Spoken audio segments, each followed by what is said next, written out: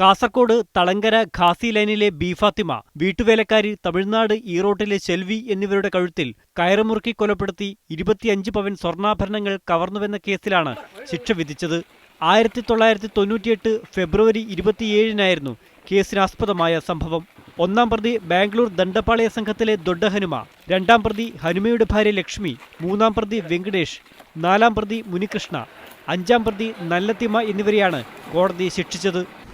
ദൊഡ്ഡ ഹനുമാന് ഏകദേശം ഇദ്ദേഹം 21 വർഷത്തോളം തടവ് അനുഭവിക്കേണ്ടി വരും. അതുപോലെ മറ്റ് പ്രതികൾക്കും ഈ 392, 396 വകുപ്പിൽ മാത്രം ഒന്നിച്ച് അനുഭവിച്ചാൽ മതിയെന്നും 449 വേറെ തന്നെ അനുഭവിക്കണമെന്നാണ് കോടതി പറഞ്ഞിട്ടുള്ളത്. ക്രൈംബ്രാഞ്ചാണ് കേസന്വേഷണം നടത്തിയത്. പ്രതികൾ മറ്റൊരു കേസിൽ ബാംഗ്ലൂർ പോലീസിന്റെ പിടിയിലായപ്പോഴാണ് ഇരട്ടക്കൊല കേസിന് തുമ്പുണ്ടായത്.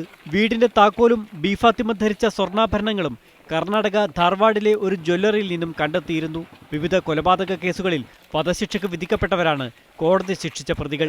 നാട്ടുകാർ ആക്ഷൻ കമ്മിറ്റി രൂപീകരിച്ച് പ്രക്ഷോഭം നടത്തിയതിനെ തുടർന്നാണ് തളങ്കര ഇരട്ടക്കൊല കേസ് ക്രൈംബ്രാഞ്ചിന് വിട്ടത്.